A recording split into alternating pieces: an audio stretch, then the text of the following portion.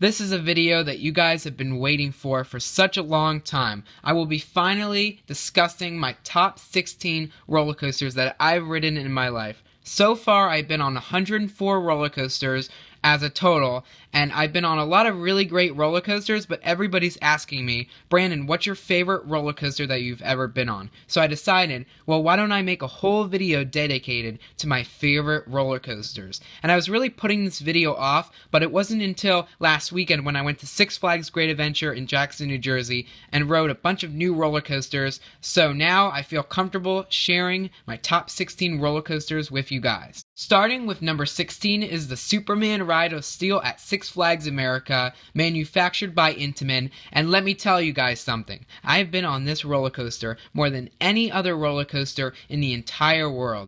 This is, of course, at my home park, and I've probably ridden this more than 100 times. I'm not even kidding you. This coaster is amazing. But here's the one thing I have to say about the Superman Ride of Steel. You have to be sitting in the very front row, otherwise you're not getting ejector airtime. And if you're sitting towards the middle or the back, you will notice that there's a slight rattle to it, and you're just not getting much airtime. So if you go, I'd strongly recommend that you sit in the very front seat.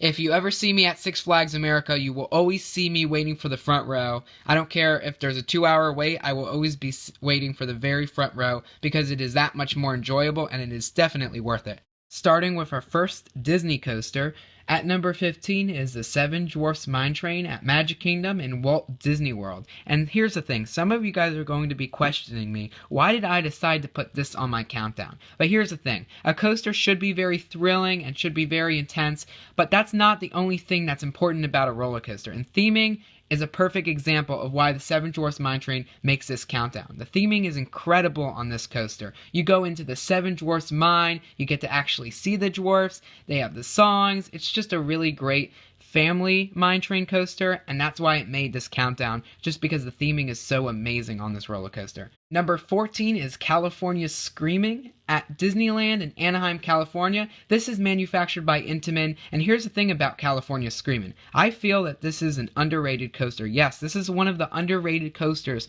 to get on this countdown. It's just not as hyped up enough as it should be. This coaster is amazing. The operations are also amazing. This probably is one of the best coaster for the fastest dispatches. They are operating 6 trains at a time, depends on which day you go, but they are running 6 trains usually, and the operations are just very fast, and they have single rider. You can practically get on this ride with little to no wait. It's an amazing ride. It's very thrilling. It has a launch and it has a couple lift hills. It's just such an amazing ride with music. I really enjoyed this ride when I rode it when I was at Disneyland. And our last, final Disney coaster to make this countdown is Expedition Everest at Disney's Animal Kingdom.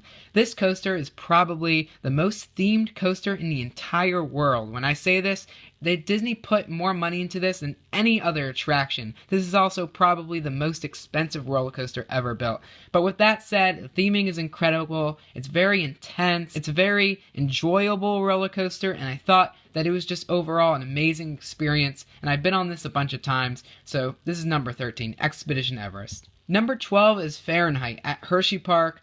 There are a lot of Intamin coasters on this countdown so far, if you've noticed, but Fahrenheit is a phenomenal Intamin coaster. You go straight up and straight down. This is really what got me into riding roller coasters. This is one of the first actual roller coasters that I went on, and I wasn't so sure about. It was a little bit intimidating at first, but after I rode this, I knew that I could pretty much conquer any other roller coaster if I put my mind to it. So this is really what kind of got me into being a coaster enthusiast, and I really have to give credit to this ride because it is so enjoyable and it has a really nostalgic memory to me. Number 11 is Volcano at King's Dominion. It is an Intamin inverted launch coaster. What can I say about this? It's really a one-of-a-kind attraction. What kind of coaster shoots out of a volcano and has 2 launches? The second launch really catches you off guard. You're not expecting it, and it's just an amazing attraction altogether. Now, I do have one complaint about this, and a lot of people are going to agree with me on this, but it's the capacity that stinks on this. The operations are kind of suckish too. Usually they run 2 trains, and they can't really run 3 trains, and they can only board 1 train at a time. I wish that they could somehow change the station to be able to board 2 trains at a time and consistently dispatch the trains, but this ride also has a lot of downtime, and there are just so many factors that contribute to long waits for this. So if you want to ride this, I really strongly recommend going right to this the second you get in the park, because otherwise you will be waiting a few hours for this. Other than the lines being annoying, the actual ride experience is amazing, and I really recommend that you ride this. Number 10 is Nitro at Six Flags Great Adventure in Jackson, New Jersey. I've been on a few different B&M hypers, and this is definitely not the best B&M hyper, but it still gives a lot of airtime, and it's a very thrilling attraction. It's smooth, it's made by B&M. Now here's a couple complaints I do have about this. Some of you may agree, some of you may disagree, but I really don't like the theming or name to it. I think Nitro is just such a generic name, and this ride has so much potential. If Six Flags could just repaint it, give it a whole overhaul, maybe a rename, it just could be so much of a better hyper coaster. And it's not a coaster that you really hear about often. When somebody says Nitro, you don't really think about a roller coaster. It doesn't get you pumped up. I think that they should really rename it and just think about Intimidator, for example. Intimidator at Carowinds is such an iconic roller coaster. It has an amazing theme to it. And Nitro just, it doesn't live up to what it is. It's a B&M hyper. It should have such a more iconic name to it, and not just a name like Nitro or Goliath or Titan or something like that. It should have a really one-of-a-kind name that makes people think of it and makes people think of this one coaster, not many different other coasters. But other than that, it's still an amazing coaster. I think the colors are a little bit faded, and they could kind of redo the station because the station is pretty rusted. But other than that complaint, it's still a really good hyper coaster. Number 9 is Full Throttle at Six Flags Magic Mountain in Valencia, California. And I got the chance to ride this once because the line was a little bit long for it, but I really enjoyed this roller coaster. It's very intense, it's manufactured by Premier Rides, it has 2 launches, and it goes over and upside down the same track. Isn't that cool? At the time this video is being recorded, it is the only coaster of its kind to do that. They're currently building other coasters like this, but right now, this is a one-of-a-kind, record-breaking roller coaster. Number 8 is Kingnikhat at Six Flags Great Adventure in Jackson, New Jersey. And wow, what can I say about this roller coaster? It is so intense. It's 128 miles per hour. It is the tallest roller coaster in the world at the time that this video is being recorded.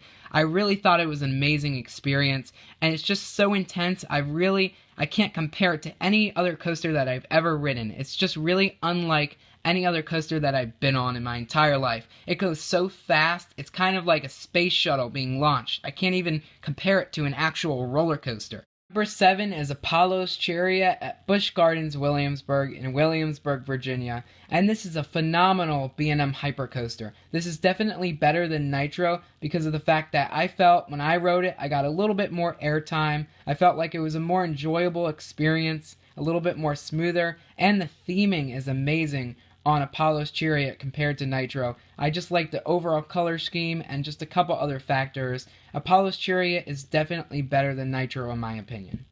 Number 6 is Twisted Colossus. Again, another roller coaster at Six Flags Magic Mountain that makes this countdown in Valencia, California. It is manufactured by RMC, and this is the only RMC coaster I've ever ridden, but it is amazing. You get to essentially ride this 2 times, and when it's dueling, it's phenomenal. It's just such an amazing, breathtaking roller coaster, and it definitely makes number 6, and there's a reason why it makes this countdown. RMC put together a really great roller coaster.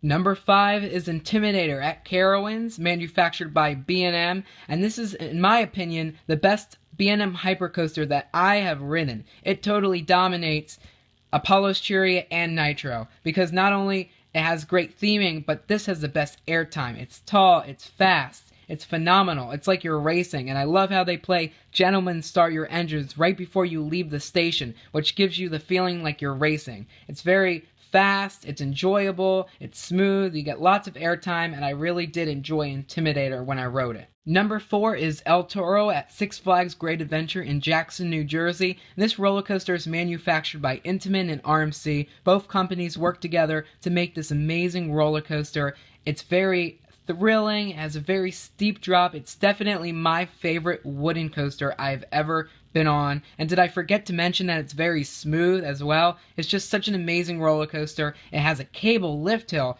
For sake, I mean, a cable lift hill is so much of a better bonus. Not only is it such a steep roller coaster, it's smooth, it's fast, it's so enjoyable, but it also has a cable lift hill. So El Toro definitely deserves its spot at number 4. Number 3 is Sky Rush. It is located in Hershey Park, Pennsylvania, manufactured by Intamin, and this is the hypercoaster, of course, because it is under 300 feet, but it is still phenomenal. I feel like it's a one-of-a-kind hypercoaster. It's very cool how you have the wing seats. Some people do complain that it is a thigh crusher. However, I didn't really experience that problem as much, and maybe it's because of the way I sat while I was riding the coaster, but other than that, Sky Rush is just such an enjoyable roller coaster, and if you're riding it in the front row, it's so much more enjoyable. I do recommend riding in the front row. Intimidator 305 at King's Dominion makes number 2 on this list. It is such a phenomenal Giga Coaster. It really is amazing, and I love how it stays to the ground and makes it feel like you're actually racing on a roller coaster.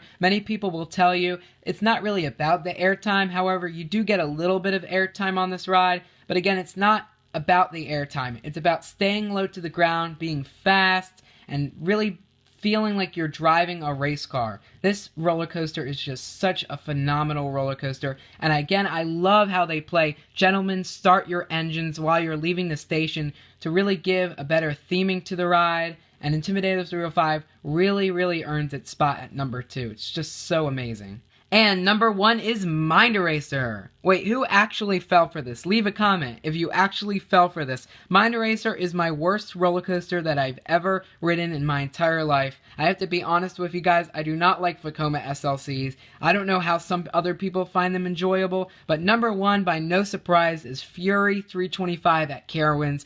B&M put together a masterpiece when they built this roller coaster. It is phenomenal. It has so many amazing elements to it. It's tall, it's fast, it's thrilling, it's smooth, it has amazing airtime. Its theme is so amazing, and it really interacts with the park entrance going under and over it, and it's just such an amazing roller coaster. B&M really did an amazing job designing this roller coaster and building it, and it made Carowinds that much better of a park by adding this amazing Giga Coaster. It is the tallest and fastest Giga Coaster. I want to thank you guys for watching this video. Credit goes out to all the people, including Jaden, for submitting his photos that I could use during this video. These roller coasters are really just phenomenal, and they make my list because some of them have really great theming, others are just really intense and thrilling, and I really enjoyed making this video. So thank you all again for watching. Make sure to stick around for other videos in the future. I will be making more top roller coaster videos when I do go to other parks. So in the end of next year, I will be making another video, probably with my top 20 roller coasters, because I will be going to other parks like Cedar Point to ride the Millennium Force and Top Thrill Dragster to see how it compares with some of the other roller coasters on this list.